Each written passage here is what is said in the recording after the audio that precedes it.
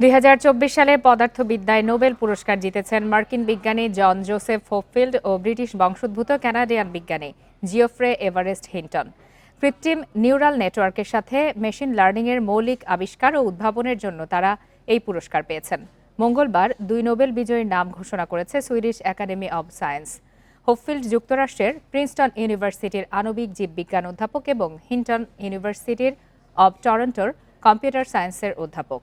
পুরস্কার হিসাবে পাওয়া 1,10,00,000 সুইডিশ ক্রোনা ভাগ করে নেবেন দুই বিজয়ী। বুধবার রসায়ন, বৃহস্পতিবার সাহিত্য, শুক্রবার শান্তি এবং আগামী সোমবার অর্থনীতিতে এবারের নোবেল বিজয়ীর নাম ঘোষণা করা হবে।